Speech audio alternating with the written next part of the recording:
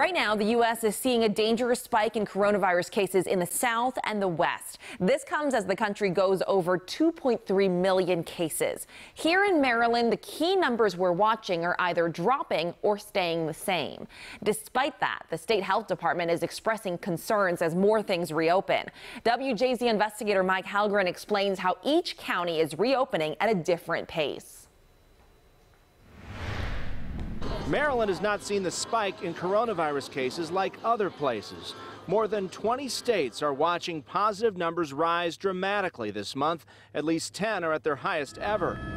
As Maryland expands its reopening, allowing indoor dining, gambling, and gyms to open again, Dr. Clifford Mitchell with the Maryland Department of Health tells WJZ he's keeping a close eye on the numbers. As people are out more and more and interacting, the opportunities for infection do increase. He says there are no plans to close down any of the surge hospitals yet in case of a second wave. There is the possibility, if things don't go well, that we would be in a position where we would need that capacity.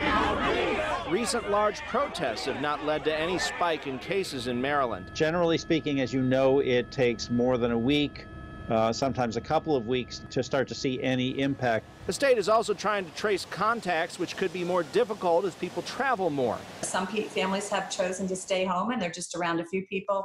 Others, as they start going out, could be around hundreds. And then contact tracing gets very difficult. A new walk-in testing site opened in Lansdowne. It's Mondays only, and Baltimore County officials say while appointments are recommended, no one will be turned away.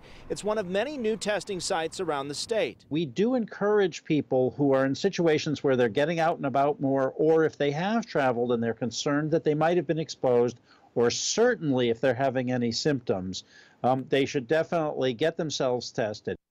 Over the past 24 hours, there were 6 fewer hospitalizations reported and 8 more deaths. In Fells Point, Mike Halgren, WJZ.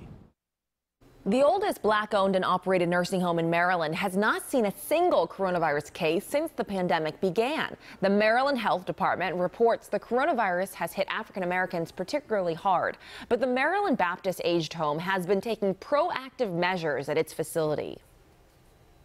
Tested over 67 people, which includes our residents and staff, with no positive cases.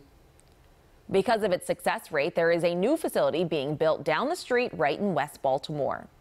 Many people have battled and beaten the coronavirus, and that includes 300 people at Northwest Hospital Center.